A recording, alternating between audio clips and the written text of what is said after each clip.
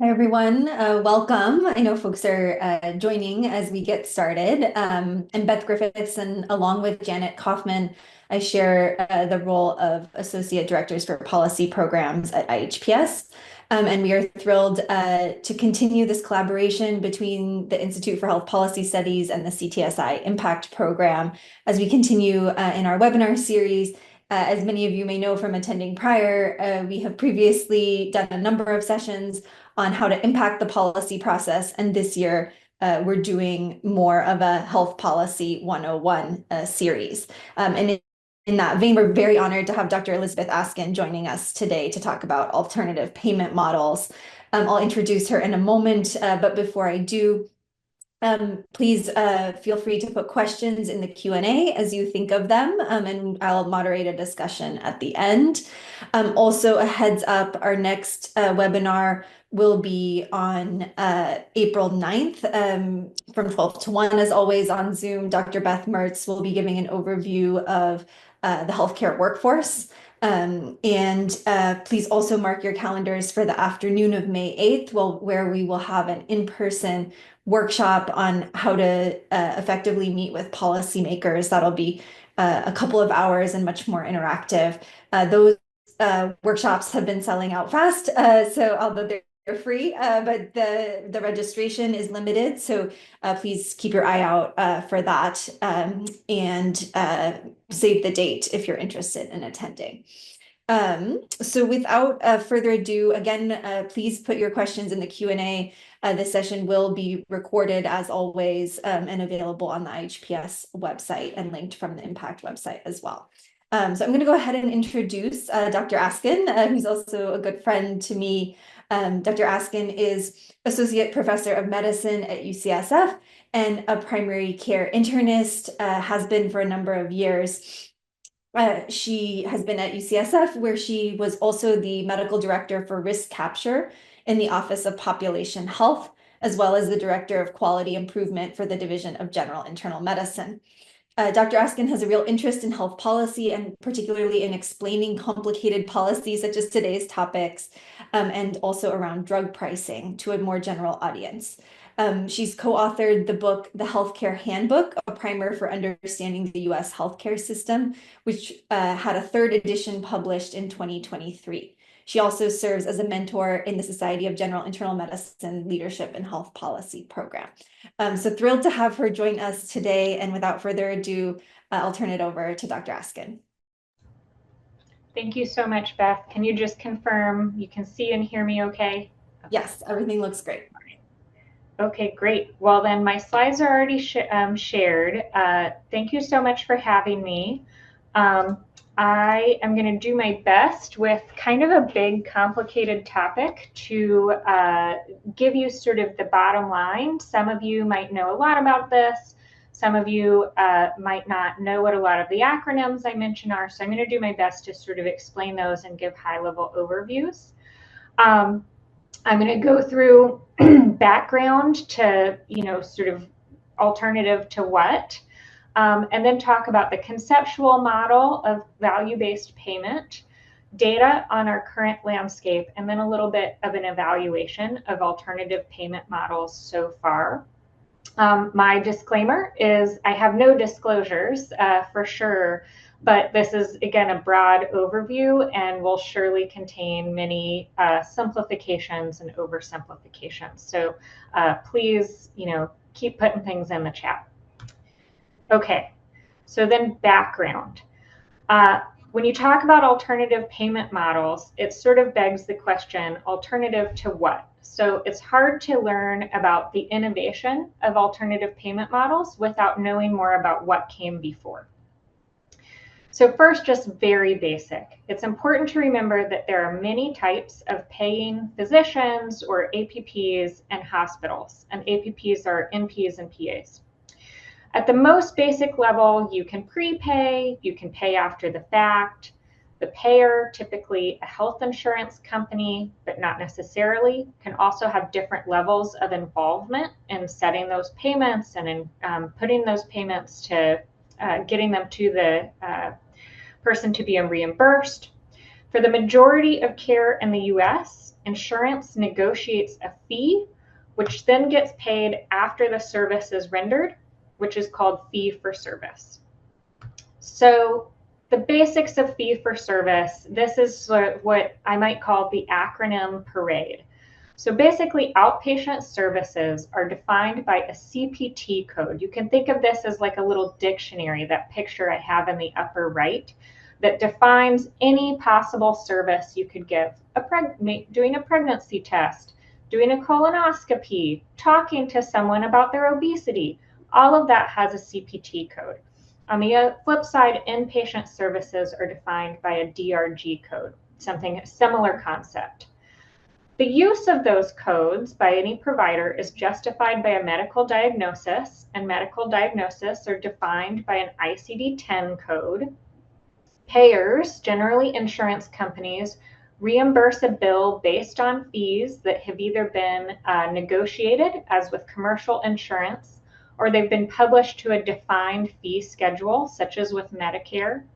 And then physicians like me are paid based on RVUs that are assigned to all of those CPT codes. So that's kind of the very basics of how fee for service works. And then also kind of basic, but I'm basically legally obligated to show this slide or something similar, this graphic, anytime I'm talking about healthcare financing or reimbursement. So this just shows that green line is all healthcare spending since 1960 to 2023. And you can see that has risen from like basically at zero, right, to 5 trillion now. And then since we're talking about reimbursement specifically, I put in the spending on hospitals, that blue line, and then for physicians and clinics, that pink line, which obviously have also risen, though not as precipitously over time. So just important context as we go through the rest of this talk is like that line going up drives a lot of reimbursement policy, right, with an attempt to lower that curve. So thinking about that time, right, where it went from almost zero, like practically zero, to 5 trillion, let's walk through that timeline, because again, this will help us understand alternative payment models. So first we have fee for service part 1, which is like all time through the 19th century. Individuals pay or barter with physicians directly. Hospital care was mostly charity care, and costs are constrained simply because people couldn't pay you enough if you had really high costs. Then we have fee for service along with some experiments and prepayment in the early 1900s. We have the birth of Blue Cross and Blue Shield, our first insurers. At the same time, experiments with health cooperatives, thinking about how do we combine together. We had our first big failure to pass national health insurance. Then we have what I'll call fee for service part 2, which is really when we have the entrenchment of private insurance like we see now through employer-sponsored insurance. And we had the creation of CMS with Medicare and Medicaid in the 60s. After that, as you saw in the graphic, huge rise in costs, especially hospital costs. That's when Medicare began to implement some of that like acronym parade that I showed you to really try to constrain hospital costs. We also then saw the rise of managed care with HMOs, led to a lot of dissatisfaction there, and Medicare Advantage around the same time in the 90s. Then we have the rise of value. So around the 2000s, saw the rise of the quality and safety movement. The Affordable Care Act was passed in 2010, which created some of the things I'm going to talk about today with accountable care organizations and CMMI. And we also had similar attempts to constrain costs through sort of alternative payment models, including in Medicare in 2015. So that like 1970s and 80s and 90s is a huge element to understanding fee-for-service currently, that there were a lot of changes to fee-for-service, that we're part of trying to constrain those costs. So I will just show you on the left is a very simplified algorithm for understanding hospital payments, those DRGs. And then on the right is a very simplified algorithm for trying to understand physician payments. So, these are mostly, I just want you to see how complicated these are, even when you say fee for service and it seems simple. In fact, these are very complex. The complexity goes further. I will just show there are many problems with fee for service, but I'll just show one, which is this enormous variation by fee.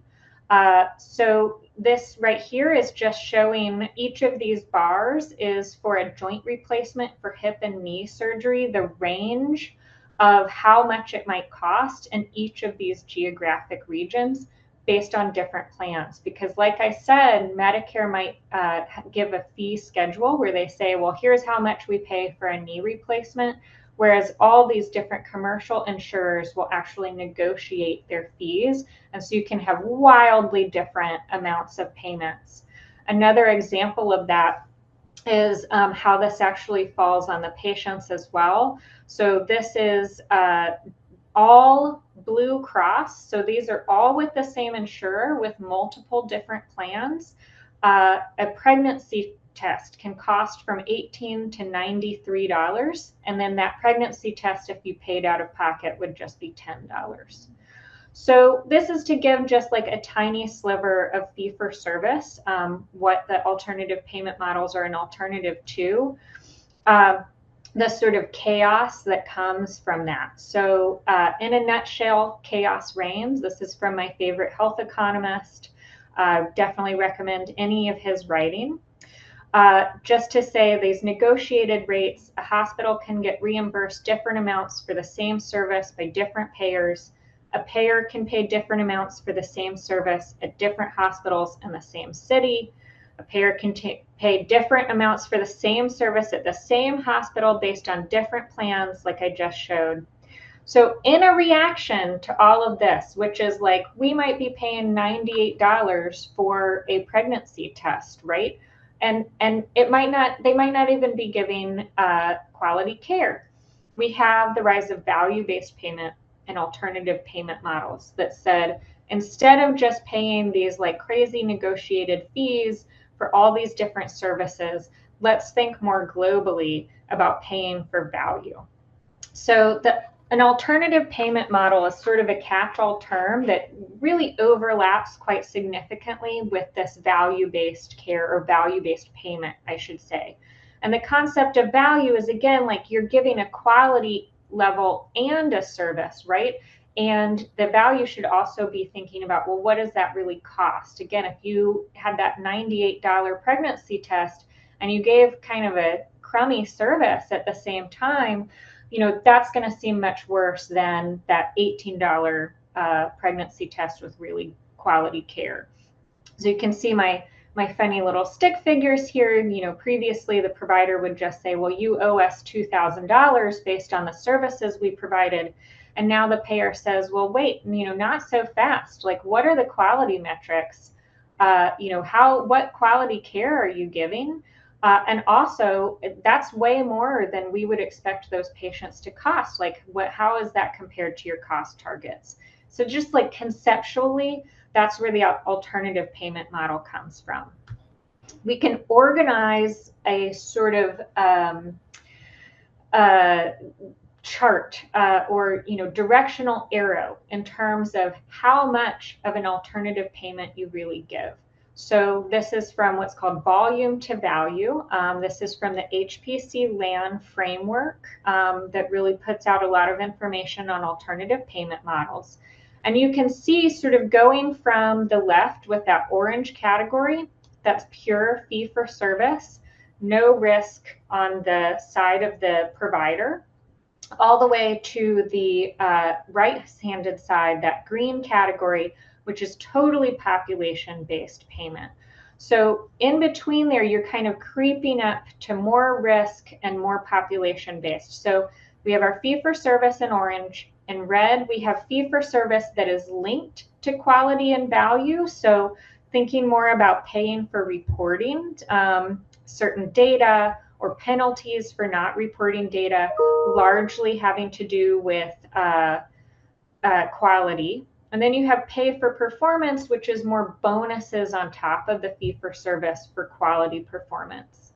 Then we have our next step up, which is in the purple category 3 here, which are alternative payment models that are built on fee for service architecture. So these are generally alternative payment models that have shared savings. And so that's saying, like, we anticipate this is how much these patients might cost. If you bring in, if you charge sort of less than those cost targets, then we can share in those savings.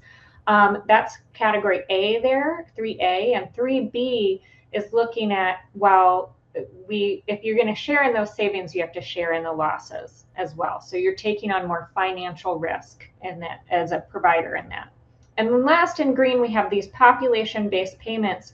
So these are really global payments per member is generally what they're set, and not per service. So saying, like, here's how many people we are insuring, and we're going to make our payments based on those people. And you really have to constrain costs, because if you have a lot of services or expensive care, you're going to be going over your cost targets. And then we have an integrated finance and delivery system. That would be something like Kaiser or the VA, where it's like truly population-based payment and care, right? Because they are just on the hook for those individuals. So some of the common things you'll see amongst these, even as we have quite a range in terms of what they can look at, is, like I was saying, there's financial risk to the care deliverer, not just the payer. It's not just the payer who loses out on money anymore, at least in those category 3 and 4. Really, you're taking on some of the risk of how much people cost, how much their care costs in an alternative payment model. The second is that it's really important to risk adjust for medical complexity. If you just had everybody cost the same, then really healthy people are going to cost way less than really sick people. And you're going to have places like UCSF say, like, oh gosh, we want to get as many of the healthy people as we can, so that we are not dinged for that financial risk we're taking on. You don't want to do that. You want to give credit for providers who are taking care of sicker patients. Then number 3 common theme is tying payment to quality metrics. That one seems pretty obvious. We want the care to be good. And the last is this population health approach to care. So not just thinking about, like, what are my quality metrics, what is my cost for the patient that's right in front of me who comes and sees me in clinic, but really thinking as a system more globally to, like, what are those quality metrics for all of the patients that are attributed to us, and what are the costs for all of these patients who are attributed to us? How can we think about a population and not just individual appointments or individual hospitalizations? So I'm going to talk about 3 examples here for alternative payment models. And the first is talking about what's called CMMI. This can be called both the Center for Medicare and Medicaid Innovation or the CMS Innovation Center. Accountable care organizations or ACOs, and then Medicare Advantage. So CMMI is not itself an alternative payment model. It is generally a program or warehouse, you could say, for piloting alternative payment models. Like I mentioned earlier, this was launched by the Affordable Care Act in 2010. It has piloted more than 50 programs in the past decade. These are all kinds of different programs that fit along that framework I just shared with the 4 categories. A lot of them are actually different types of ACOs, which I'm going to talk about in just a minute. And it includes payment testing, delivering care at home, home health, like how can we focus on the Medi-Medi population? There's just a huge range of the different types of pilots and alternative payment models through CMMI. They have touched over 27 million individuals, not just on Medicare, not just on government-sponsored insurance. And they've impacted 500,000 plus providers who have participated in one of these models. Very few models have met criteria for expansion or for expanding beyond a pilot. And financing through the ACA was for $10 billion for the first 10 years, and then they get a renewal each decade.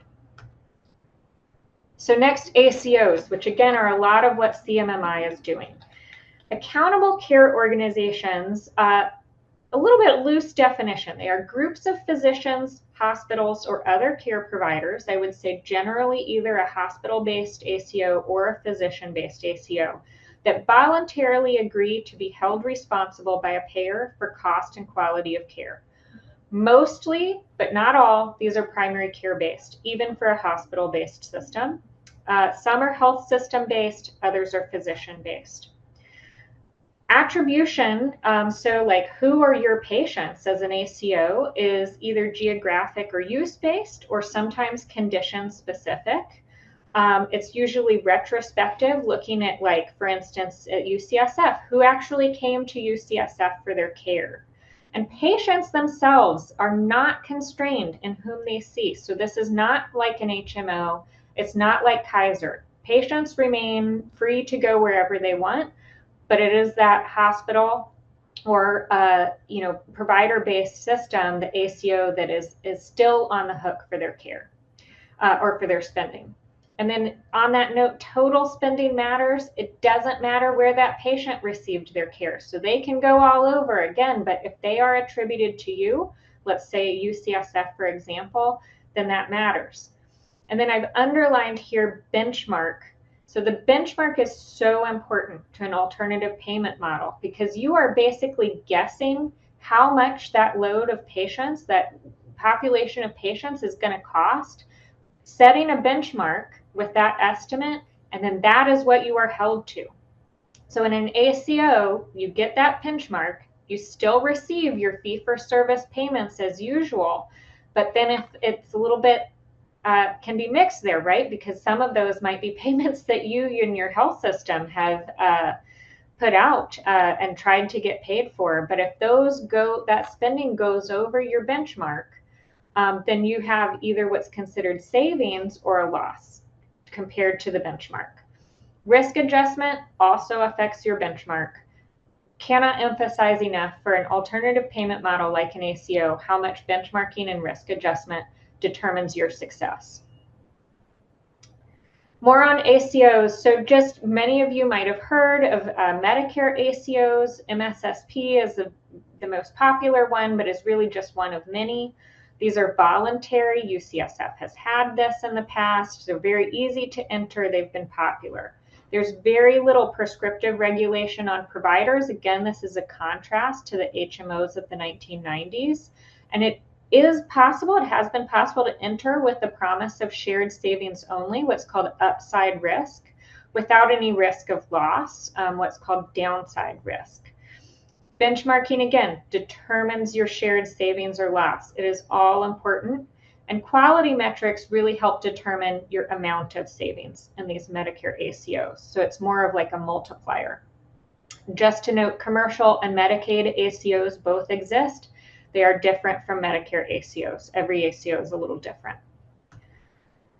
Then I want to mention Medicare Advantage. Medicare Advantage is a little bit different because it's essentially adding a layer of a payer between CMS and the providers. So health plans, these Medicare Advantage plans, they're essentially that far to the right, take all financial risk kind of plan. They take on basically full risk for a Medicare beneficiary's cost of care.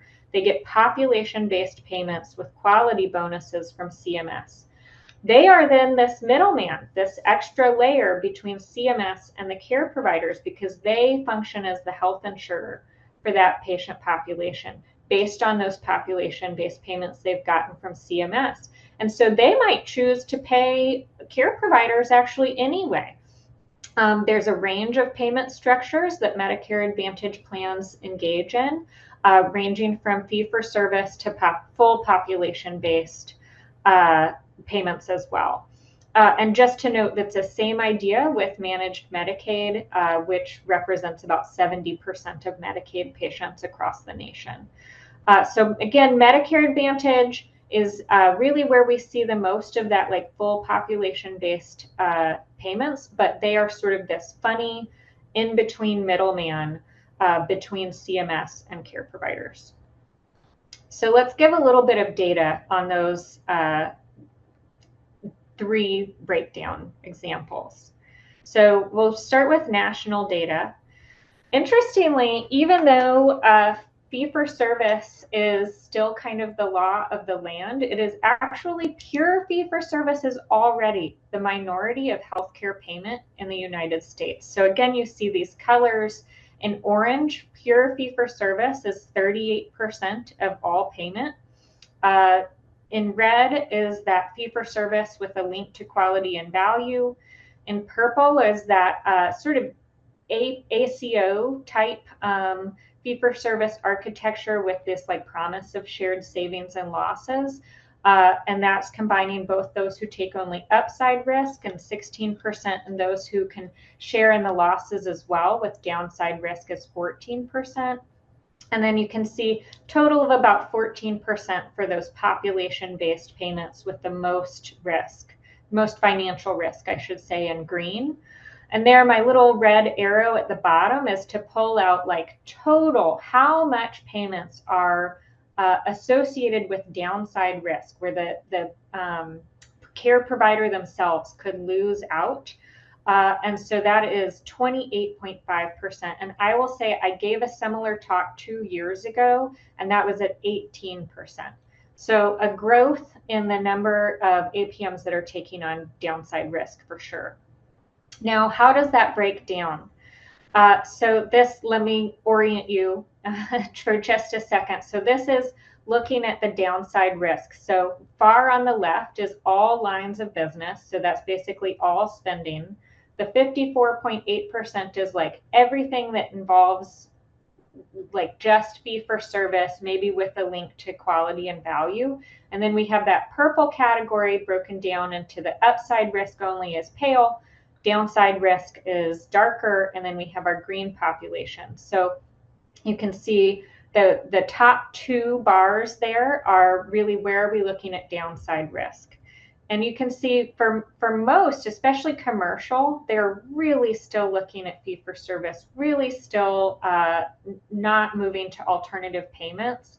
And we see the most move to alternative payments and most move to those downside risk payments with traditional Medicare and with Medicare Advantage, and especially with Medicare Advantage there.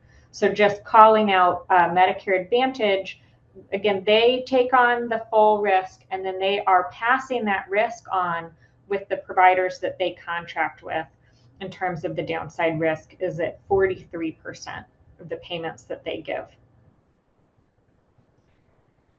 Just to note, though, that commercial bar is still fee for service. So the relative amount of spending in categories 1 through 3, the non-population based payment, that's still the fee for service architecture, dwarfs category 4 with the population based, no fee for service underpinning.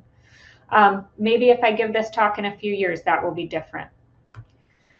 The growth of ACOs from 2011 to 2022 at least is, oh, sure, Beth. Interrupt you. It looks like it's sort of showing 2 of your slides at once. Yeah, okay, it's better now. So that seemed to resolve it, but oh, okay. Yeah, perfect. We're good? Thanks. Okay. Yep, all good now. So we've seen a huge growth in ACOs, initially from less than 5 million to now more than 30 million covered lives. And the commercial ACOs can be quite large. The top 3 each have over 1 million covered lives, and the largest in Texas has 5 million in that ACO alone. Medicare as well has over 600 Medicare ACOs. With, and at least as of a couple years ago, 11 million beneficiaries attributed to an MSSP ACO plan. And then in Medicaid, ACOs are increasing, but still small. Again, as of the most recent data, there were about 139 Medicaid ACO contracts across the nation. So obviously far fewer than Medicare itself. Again, looking at MSSP as a Medicare ACO, major growth, 300+% increase in covered population. Another same problem, Beth? Yeah, same problem. It's sort of showing like two slides. I don't know if going forward and then going, yep, that worked. Okay. Okay, I'll just do it twice every time from now Okay, on. sounds good. Okay, guys. 200+% increase in the number of ACOs for Medicare. And then again, a third of traditional Medicare beneficiaries are in an MSSP, whether they realize it or not, right? The patients are not constrained. I'm showing this map as to, the assigned beneficiary population by county. There's been some interesting structural trends to who is in a Medicare ACO. Disproportionately, these are coastal, urban, low poverty regions. Maybe unsurprising that they're taking on some risk for their patients, right? Physician-led is the plurality at 45%. Hospital-led at 25%, and then a combination at 30%. The MSSP does sort of force people or these plans into downside risk by year 5, figuring that they have to get people taking on some of that financial risk at some point. And then some ACOs can just exit. UCSF, for instance, decided to exit the MSSP program a number of years ago just because they weren't going to meet their cost targets. And so exiting ACOs were more likely to have higher risk patients, lower financial benchmarks, and they are taking on that two-sided risk and the sort of fears of losing money. And then just to note, even though we've had this huge growth, only half of the initial ACOs remained as of 2018. Then we have Medicare Advantage. You may have seen this in the news. Medicare Advantage now enrolls more patients than traditional Medicare and is projected to continue growing. It is, more than 54% of spending, which I'll get to in a moment. So 54% of Medicare patients are actually in Medicare Advantage, and a higher amount of Medicare spending actually goes to those Medicare Advantage patients. Now, the average beneficiary has access to 43 Medicare Advantage plan options, and yet only 5 firms hold 79% of the market. So this is actually a highly concentrated area of health insurance. You can see United Healthcare, been in the news for some things recently, has by far the largest enrollment in Medicare Advantage plans. About 30% of Medicare Advantage enrollment is through a United Healthcare plan. I'll just show very brief a little bit about the UCSF data. Again, trying to match those same colors. With the purple and green. So purple is that alternative payment models that you just have some risk of shared losses or shared savings. That's the majority of the alternative payment models at UCSF, and only 30% have been population-based payment through Medicare Advantage. And then just showing, again, just to not to take away anything specific from this slide, but just to see across all of the UCs, they participate in just a wide range of alternative payment models. This is taken from some of the slides that Office of Population Health keeps track of in terms of how our sister UCs are engaging in these payment models. Moving on to just show a little bit of big picture data. I first just want to come back to those common themes that I mentioned for alternative payment models earlier. So first, in terms of financial risk, goes to the care deliverer and not just the payer. So ultimately, though, only 28% of spending is in a model where the care deliverer or provider holds any financial risk. So again, a theme, but not the majority. Risk adjustment is so important for medical complexity. You have to adjust to take into account how much spending you would expect for a patient or a patient population. Interestingly, though, once you set that as so important, it becomes very important to get good at it. And in fact, risk adjustment itself, the scores that populations get has been rising 3 to 4% per year on average. And any health system that doesn't emphasize really capturing every medical problem to emphasize risk adjustment is going to get adversely affected due to national normalization. So tying the payment to quality metrics, huge number of quality metrics here. There are about 36 quality metrics in MSSP. There are over 800 CMS metrics overall. Explosion there as well. And then finally, that population health approach to care. For UCSF, a huge rise here. The Office of Population Health team was involved in nearly 500,000 patient encounters in fiscal year 22. And then in general, there's a lot of thoughts about upstream problems, not just at UCSF, but nationwide. Little substantial work has been done here nationally. So how do we think about an evaluation? Well, first, what are we evaluating? What does success mean for an alternative payment model? We have the quadruple aim here, which is usually what we think about in terms of thinking about successful medical care. For our purposes, we're really only going to focus there on the upper right, which is reducing cost of care. It's by far the easiest thing to assess for alternative payment models. And it also is, conceptually part of what brought these models about. So first, thinking about alternative payment models from the vantage point of CMS that's footing the bill. So this is actually, this graphic is taken from something evaluating CMMI and all of those 50 plus pilot programs that I mentioned that have gone through CMMI. And you can see those blue bars are the 5 pilot programs that showed any savings, actually saved money on net. And then all of those red bars are pilot programs that lost money. And down there at the bottom, so sadly, is Comprehensive Primary Care Plus, which was a pilot program. And of course, as a primary care provider, I always like to see these primary care, emphasis programs. And this one lost a ton of money. So I'm calling it out there at the bottom. In general, these have not saved money, right? Like that's something we can say is that these pilot programs so far have rarely led to expansion and rarely saved money. But there is some evidence for generated savings for CMS. So CMS did feel like compared to benchmarks that they've actually have improved more than it seems like.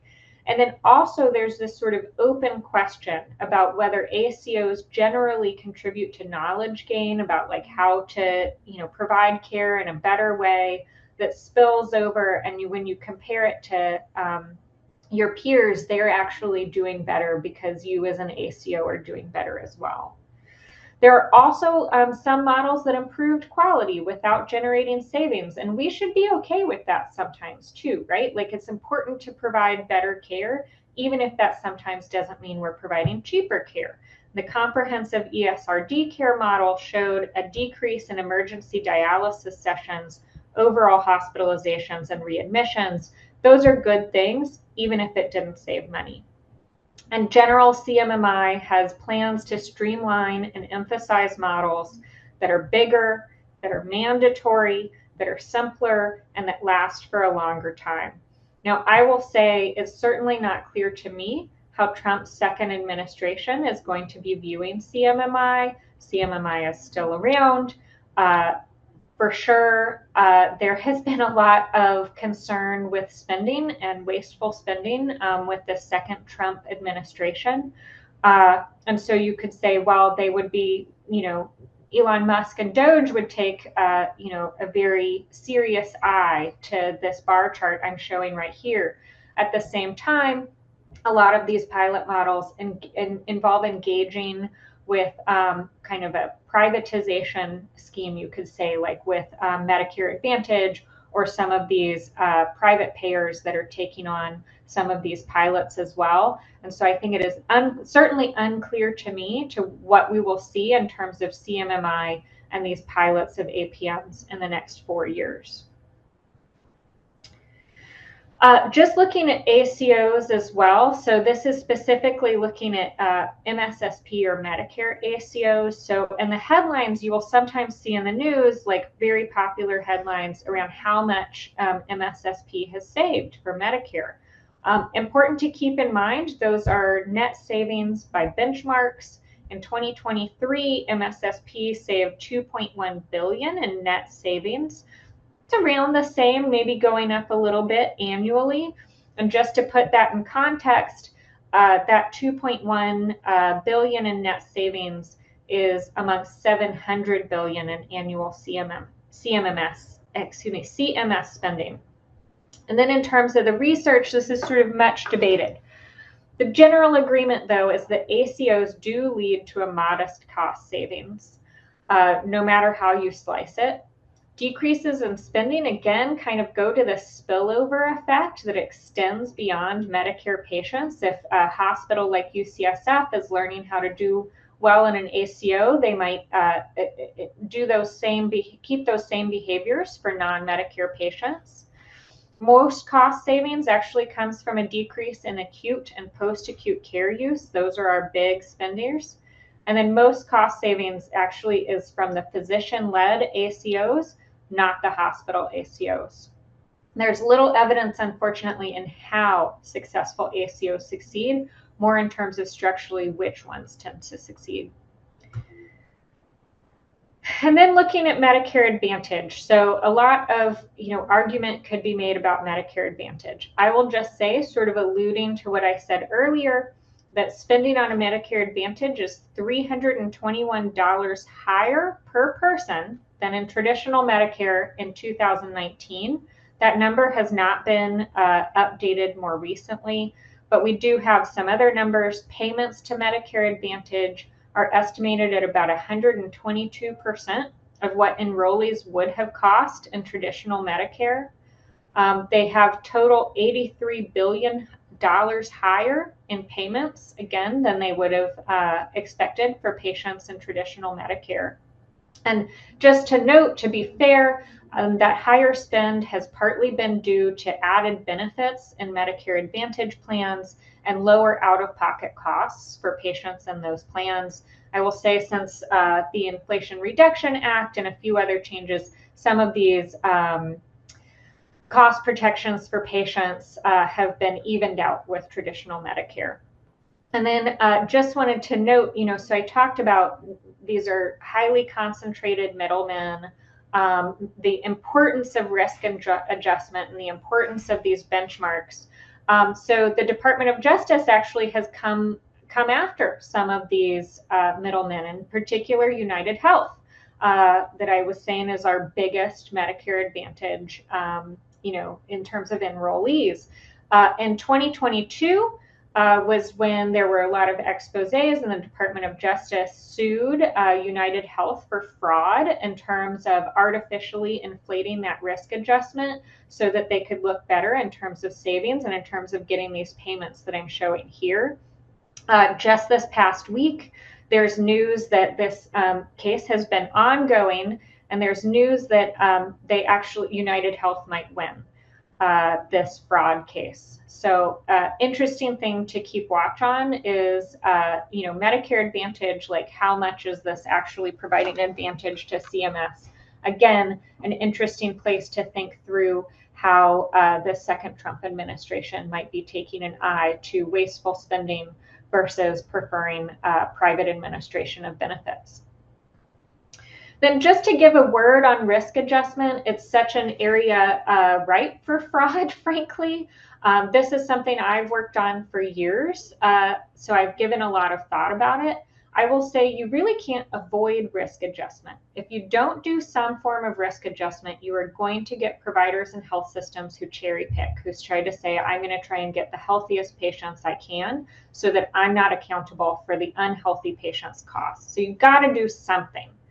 The issue is whatever you do, any specific risk adjustment model is really vulnerable to gaming that system. I mean, that's essentially what United Health Medicare Advantage and other Medicare Advantage programs have done.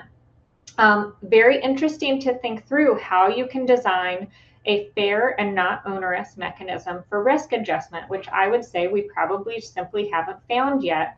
I do think there's some promise from AI here for actually doing some of the work, again, in a way that is not as easily gameable, that CMS can actually use AI to evaluate charts, to do their own evaluation of that risk adjustment.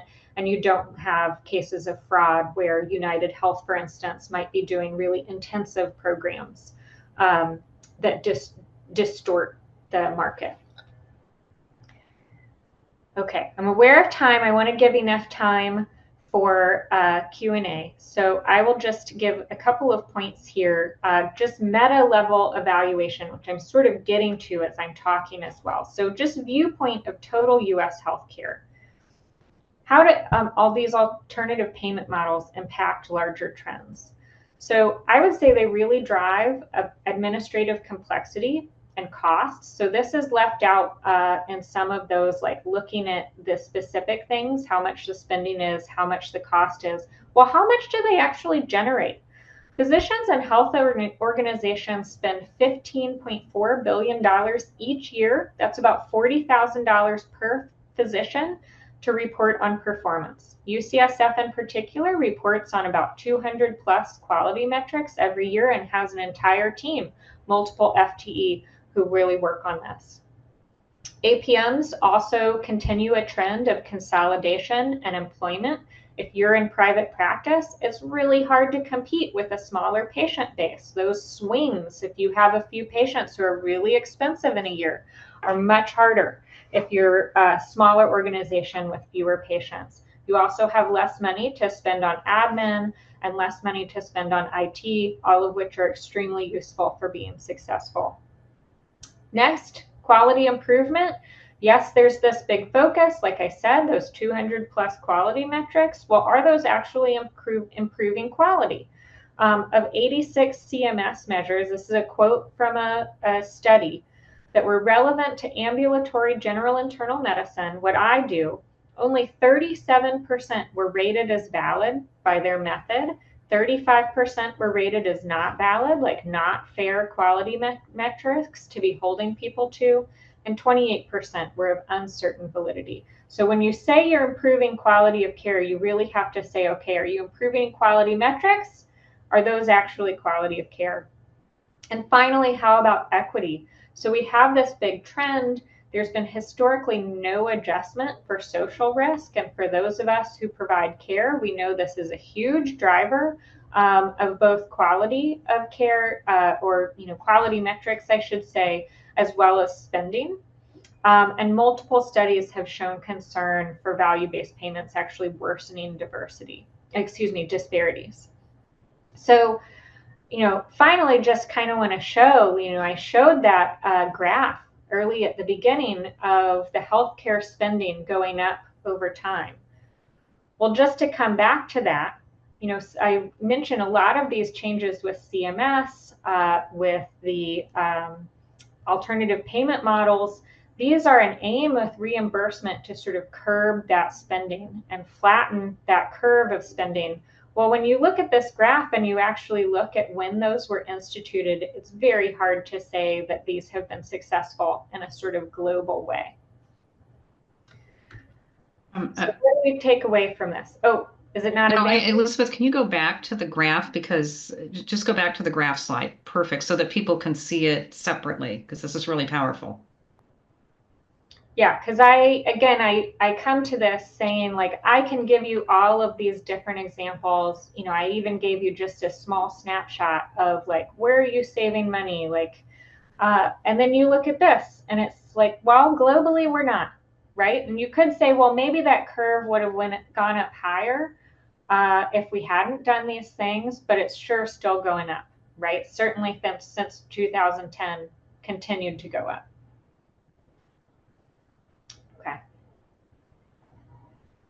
So what do we take away from this?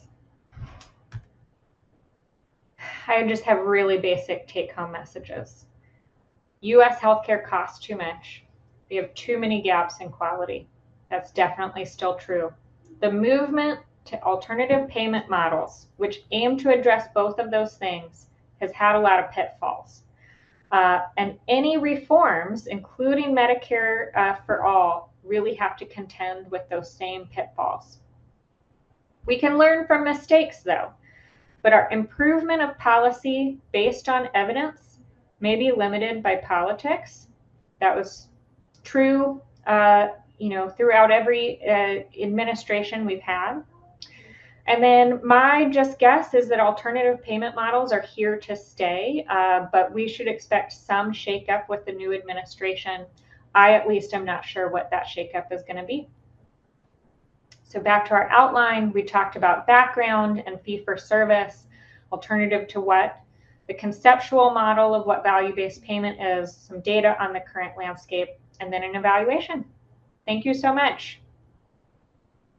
Thank you. That was fantastic. I know I learned something every time I listen to you talk and really appreciate that. I want to ask, start with questions from the audience. The first is, how does this apply to Medi-Cal or Medicaid?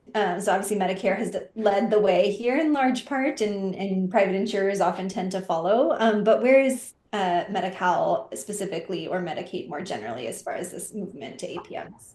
Yeah, so about 70% of patients on Medicaid are in a Medicaid managed care plan. So you can think of that as essentially the equivalent conceptually to those Medicare Advantage plans, where they are this middleman who is paid population-based payments by the states to then administer payments and care to their catchment of patients. The most common one, the most popular one in San Francisco is the San Francisco Health Plan. So again, like interacting with them, you're going to have different specifics to working with Medicare Advantage, but conceptually very much the same. I didn't really give much data on the Medicaid managed care plans because I just know I'm much more familiar with Medicare. Medicare's really what drives the landscape here. Yeah. There was a clarification question around what does national normalization mean? So if you could explain that concept. Yeah. So, okay. So I could talk everybody's ears off about risk adjustment and all of the nitty gritty there, but I will not do it. The idea here is that like everybody's trying to do this risk adjustment to like recognize all of the ways in which patients are medically complex, right? Which is basically coding those ICD-10 codes I mentioned at the beginning. Well, if everyone's getting better at doing that, and that's rising 3 to 4% every year, you really want to give a normalization, right? And say like, we're going to grade you on a curve across the US. And so that's essentially what they do. Again, an attempt to reduce gaming is this like grading on a curve. And that's what the normalization process is. Woo, my chair just lowered. All right. All right, perfect. I don't know how easy it is for you to get your slides back up, but there was a question on that graph at the end of yeah, let me share again.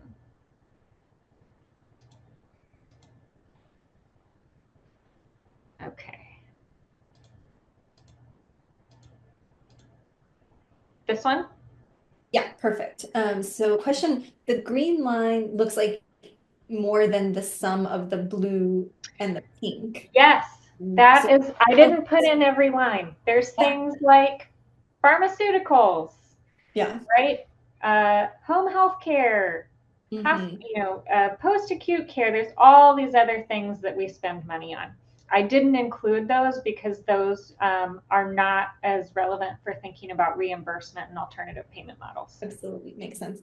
So you talked a lot about, I'll go to my questions now, but certainly other people should feel free to jump in. If you have any more questions, you can add them into the Q&A.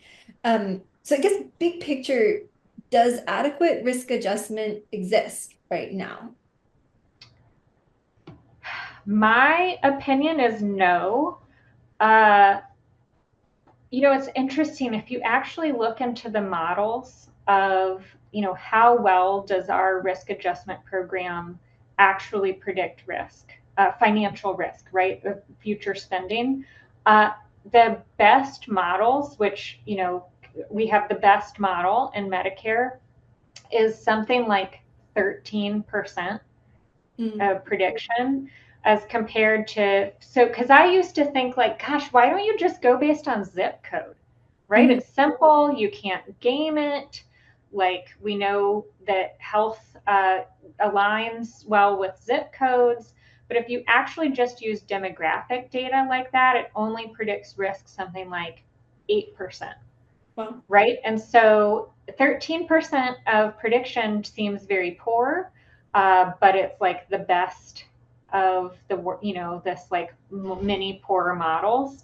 I am optimistic. I'm not generally a like AI optimist. I am optimistic about AI in this area because again, you can have sort of like reduced administrative burden on health systems and providers while also having sort of a not gameable way of, besides maybe I think people can engage in outright fraud no matter what, but it can't really game like how much they're really paying attention to risk adjustment if you have like this AI algorithm that CMS uses to independently evaluate charts. Yeah, yeah. Amazing. You talked about sort of the data that ACOs that are physician-led versus hospital-led are more likely to save cost and improve outcomes. And do you know if CMS, I mean, obviously everything is who knows with the new administration, but are they are they doing things to try to incentivize more, physician-led ACOs? And any thoughts on why it is that physician-led ACOs do better than hospital-led ACOs? I'm sure they're doing something, but I don't have any specific knowledge of anything they're doing to try to induce more or like incentivize more physician-led ACOs. Probably, I will say there are private companies that can kind of like Aledade is an example of a physician-led ACO that if you're that small private practice provider, you can sort of combine with them. So it's a measure of getting these done at scale. So there's maybe some incentives with things like that. That's not from CMS though. I would say in just like a very crude way of looking at it, generally, I like it would with the hospital-based systems, like they make their money through fee for service. Like they make their money by sending high bills to CMS. And so it would be for them to have an ACO or a Medicare Advantage plan would be sort of like having a bartender who gets paid in part by like, reducing alcoholism, right? Yeah, yeah. It's really Just doesn't you make have sense. mixed incentives there, and so that would just be my like crude idea, just looking globally for why are they less successful. Yeah, absolutely.